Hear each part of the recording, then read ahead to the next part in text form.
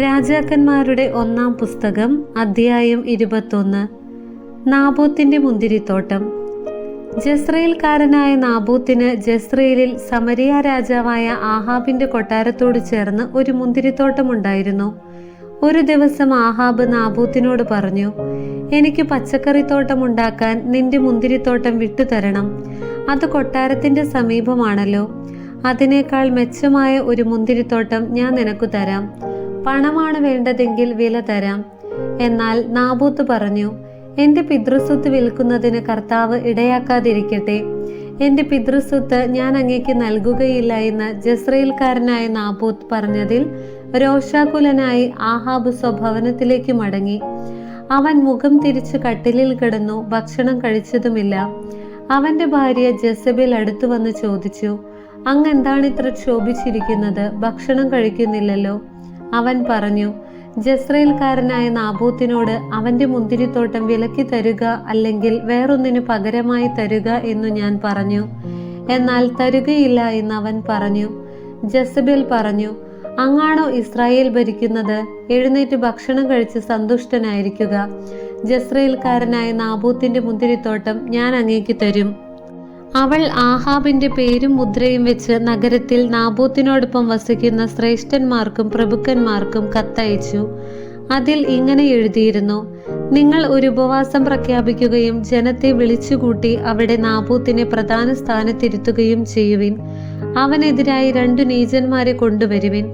നാബോത്ത് ദൈവത്തിനും രാജാവിനും എതിരായി ദൂഷണം പറഞ്ഞുവെന്ന് അവർ കള്ളസാക്ഷ്യം പറയട്ടെ.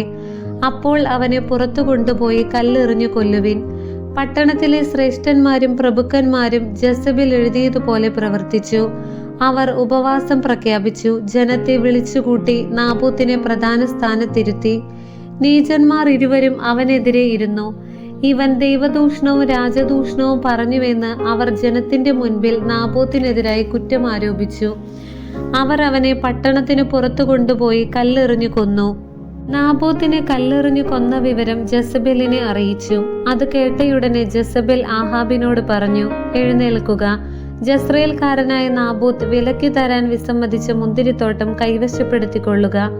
നാബോത്ത് ജീവിച്ചിരിപ്പില്ല, അവൻ മരിച്ചു. നാബോത്ത് മരിച്ച വിവരം അറിഞ്ഞ മാത്രയിൽ ആഹാബ് എഴുന്നേറ്റ് മുന്തിരിത്തോട്ടം കൈവശപ്പെടുത്താൻ ഇറങ്ങി. തിശ്ബ്യനായ ഏലിയായോട് കർത്താവ് അരുളി ചെയ്തു, നീ ചെന്ന് സമരിയായിലുള്ള ഇസ്രായേൽ രാജാവ് ആഹാബിനെ കാണുക. അവൻ നാബോത്തിന്റെ മുന്തിരിത്തോട്ടം കൈവശപ്പെടുത്താൻ എത്തിയിരിക്കുന്നു. നീ അവനോട് പറയണം, കർത്താവ് ചോദിക്കുന്നു, നീ അവനെ കൊലപ്പെടുത്തി അവന്റെ വസ്തു കയ്യേറിയോ? അവനോട് വീണ്ടും പറയുക, കർത്താവ് അരുളി ചെയ്യുന്നു, നാബോത്തിന്റെ രക്തം നായ്ക്കൾ നക്കി കുടിച്ച സ്ഥലത്ത് വെച്ച് തന്നെ നിന്റെ രക്തവും നായ്ക്കൾ നക്കി കുടിക്കും. ആഹാബ് ഏലിയായോട് ചോദിച്ചു, എന്റെ ശത്രുവായി നീ എന്നെ കണ്ടെത്തിയോ? അവൻ പ്രതിവചിച്ചു, അതെ, ഞാൻ നിന്നെ കണ്ടെത്തി. കർത്താവിന്റെ സന്നിധിയിൽ തിന്മ പ്രവർത്തിക്കാൻ നീ നിന്നെ തന്നെ വിറ്റിരിക്കുന്നു. ഇതാ, ഞാൻ നിനക്കു നാശം വരുത്തും. ഞാൻ നിന്നെ നിർമ്മാർജ്ജനം ചെയ്യും. ആഹാബിന് ഇസ്രായേലിലുള്ള എല്ലാ പുരുഷന്മാരെയും സ്വതന്ത്രരെയും അടിമകളെയും ഞാൻ നിഗ്രഹിക്കും. നീ എന്നെ പ്രകോപിപ്പിക്കുകയും ഇസ്രായേലിനെ കൊണ്ട് പാപം ചെയ്യിക്കുകയും ചെയ്തതിനാൽ ഞാൻ നിന്റെ ഭവനത്തെ നെബാത്തിന്റെ മകൻ ജെറോബോവാമിന്റെയും അഹിയായുടെ മകൻ ബാഷായുടെയും ഭവനങ്ങളെ പോലെ ആക്കി തീർക്കും. ജെസബേലിനെ കുറിച്ചും കർത്താവ് അരുളി ചെയ്തിരിക്കുന്നു, ജസ്രയേലിന്റെ അതിർത്തികൾക്കുള്ളിൽ വെച്ച് ജെസബേലിനെ നായ്ക്കൾ തിന്നും.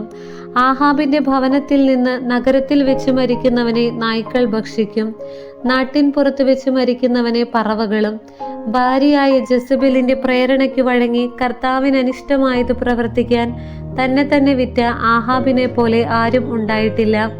ഇസ്രായേലിന്റെ മുൻപിൽ നിന്ന് കർത്താവ് തുരത്തിയ അമോര്യരെ പോലെ അവൻ വിഗ്രഹങ്ങളെ പിഞ്ചെന്ന് ഏറ്റവും മ്ലേച്ഛമായി പ്രവർത്തിച്ചു. ആഹാബ് ഇത് കേട്ട് വസ്ത്രം കീറി ചാക്കുടുത്ത് ഉപവസിക്കുകയും ചാക്കു വിരിച്ച് ഉറങ്ങുകയും മനം തകർന്ന് തല താഴ്ത്തി നടക്കുകയും ചെയ്തു. അപ്പോൾ തിശ്ബ്യനായ ഏലിയായോട് കർത്താവ് അരുളി ചെയ്തു, ആഹാബ് എന്റെ മുൻപിൽ എളിമപ്പെട്ടതു കണ്ടില്ലേ? അവൻ തന്നെ താഴ്ത്തിയതിനാൽ അവന്റെ ജീവിതകാലത്ത് ഞാൻ നാശം വരുത്തുകയില്ല. അവന്റെ പുത്രന്റെ കാലത്തായിരിക്കും ആ ഭവനത്തിന് ഞാൻ തിന്മ വരുത്തുക. അധ്യായം 22. മിക്കായ മുന്നറിയിപ്പ് നൽകുന്നു. 3 വർഷത്തേക്ക് സിറിയയും ഇസ്രായേലും തമ്മിൽ യുദ്ധമുണ്ടായില്ല. 3-ാം വർഷം യൂദാ രാജാവായ യഹോശാഫാത്ത് ഇസ്രായേൽ രാജാവിനെ സന്ദർശിച്ചു. ഇസ്രായേൽ രാജാവ് തന്റെ സേവകന്മാരോട് പറഞ്ഞു, റാമോത്ത് ഗിലെയാദ് സിറിയ രാജാവിൽ നിന്ന് തിരിച്ചെടുക്കുന്നതിന് നാം എന്തിനു മടിക്കുന്നു? അത് നമ്മുടേതാണല്ലോ.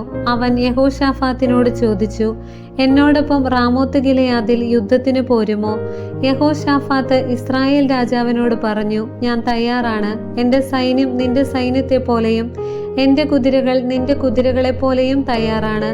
യഹോശാഫാത്ത് തുടർന്നു, ആദ്യം കർത്താവിന്റെ ഇംഗിതം ആരായുക.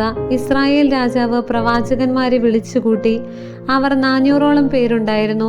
അവൻ അവരോട് ചോദിച്ചു, ഞാൻ റാമോത്ത് ഗിലെയാദ് തിരിച്ചെടുക്കാൻ യുദ്ധത്തിന് പോകണമോ വേണ്ടയോ? അവർ പ്രതിവചിച്ചു, പോവുക, കർത്താവ് അത് രാജാവിന്റെ കയ്യിൽ ഏൽപ്പിക്കും.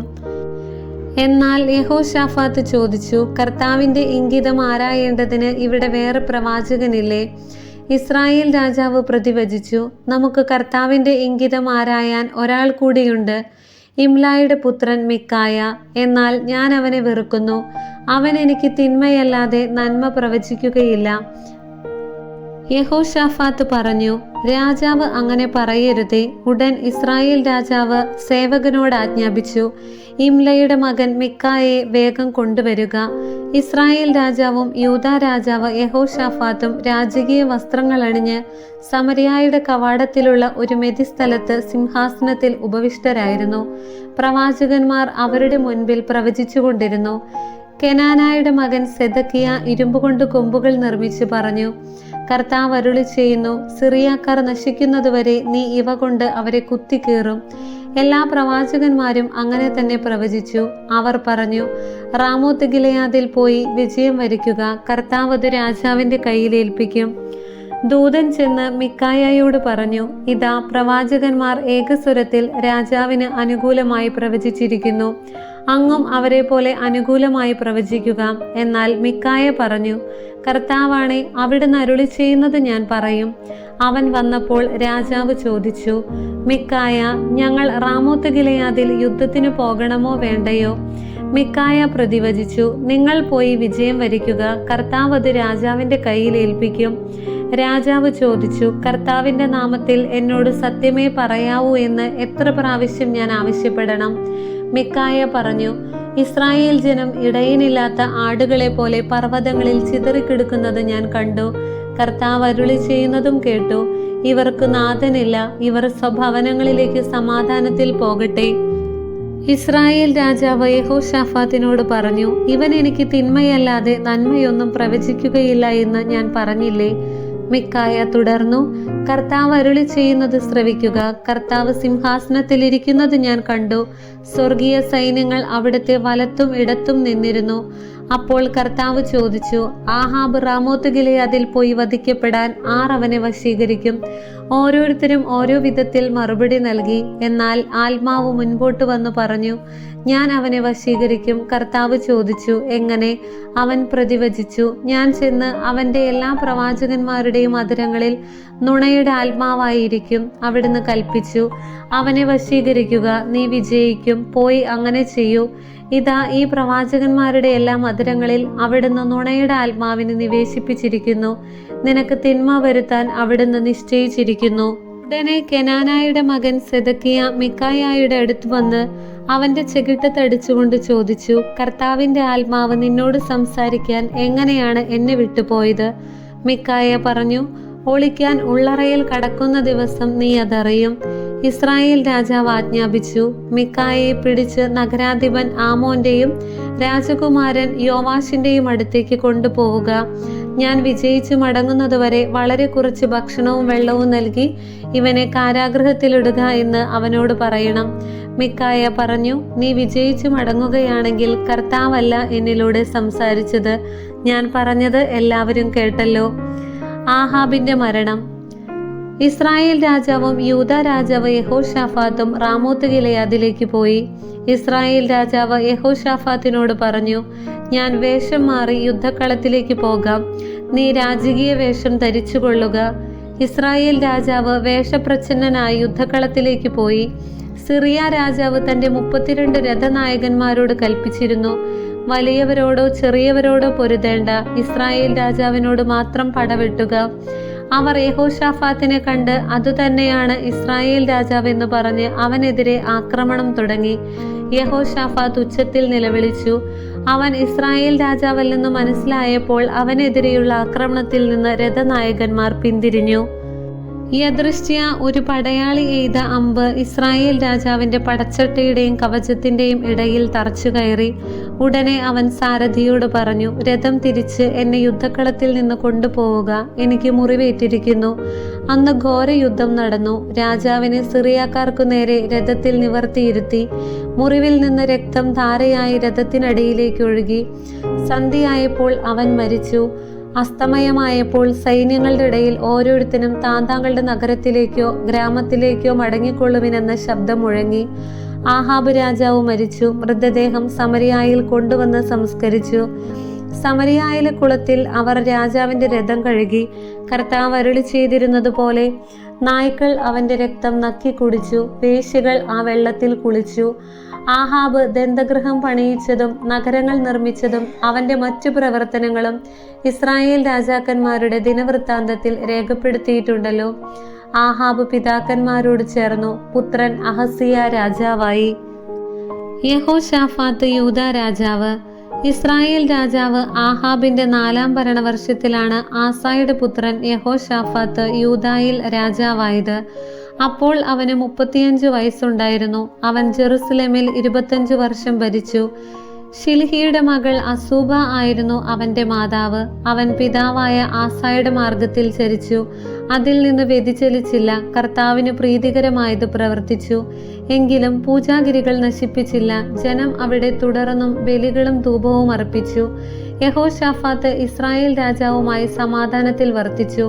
യെഹോശാഫാത്തിന്റെ പ്രവർത്തനങ്ങളും ശക്തി വൈഭവവും യുദ്ധങ്ങളും യൂദാ രാജാക്കന്മാരുടെ ദിനവൃത്താന്തത്തിൽ രേഖപ്പെടുത്തിയിട്ടുണ്ടല്ലോ. തന്റെ പിതാവ് ആസായുടെ കാലത്ത് തുടർന്നു പോന്ന ദേവപ്രീതിക്കുള്ള പുരുഷവേശ്യ സമ്പ്രദായം അവൻ നാട്ടിൽ നിന്നും ഉന്മൂലനം ചെയ്തു. അക്കാലത്ത് ഏദോമിൽ രാജാവില്ലായിരുന്നു. ഒരു രാജപ്രതിനിധിയാണ് ഭരണം നടത്തിയിരുന്നത്. യെഹോശാഫാത്ത് ഓഫീറിൽ നിന്ന് സ്വർണം കൊണ്ടുവരാൻ താർഷീഷ് കപ്പലുകൾ നിർമ്മിച്ചു. എന്നാൽ എസിയോൻ ഗേബറിൽ വെച്ച് തകർന്നതിനാൽ അവയ്ക്ക് പോകാൻ കഴിഞ്ഞില്ല. ആഹാബിന്റെ പുത്രൻ അഹസിയ യെഹോശാഫാത്തിനോട് ചോദിച്ചു, എന്റെ സേവകന്മാർ നിന്റെ സേവകന്മാരോടൊപ്പം കപ്പലിൽ പോകാൻ അനുവദിക്കുമോ? യെഹോശാഫാത്ത് സമ്മതിച്ചില്ല. യെഹോശാഫാത്ത് തന്റെ പിതാക്കന്മാരോട് ചേർന്നു. പിതാവായ ദാവിദിന്റെ നഗരത്തിൽ പിതാക്കന്മാരുടെ കല്ലറയിൽ അവനെ സംസ്കരിച്ചു. അവന്റെ പുത്രൻ യെഹോറാം രാജാവായി. അഹസിയ ഇസ്രായേൽ രാജാവ്. യൂദാ രാജാവായ യെഹോശാഫാത്തിന്റെ 17-ാം ഭരണവർഷം ആഹാബിന്റെ പുത്രൻ അഹസിയ സമരിയായിൽ ഇസ്രായേലിന്റെ ഭരണം ഏറ്റെടുത്തു. അവൻ 2 വർഷം ഭരിച്ചു. അവൻ കർത്താവിന്റെ സന്നിധിയിൽ തിന്മ പ്രവർത്തിച്ചു. പിതാവിന്റെയും നെബാത്തിന്റെ മകനും ഇസ്രായേലിനെ പാപത്തിലേക്ക് നയിച്ചവനുമായ ജെറോബാവാമിന്റെ മാർഗത്തിൽ അവൻ ചരിച്ചു. അവൻ ബാലിനെ സേവിച്ചാരാധിച്ചു. തന്റെ പിതാവിനെ പോലെ ഇസ്രായേലിന്റെ ദൈവമായ കർത്താവിനെ എല്ലാ വിധത്തിലും പ്രകോപിപ്പിച്ചു. ദൈവമായ കർത്താവിന് സ്തുതി.